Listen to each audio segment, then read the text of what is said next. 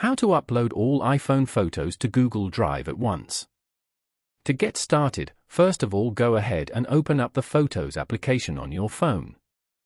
Here, you can view all the photos and videos on your phone. On this page, go to the top right corner and tap on Select. Here, select all the photos and videos.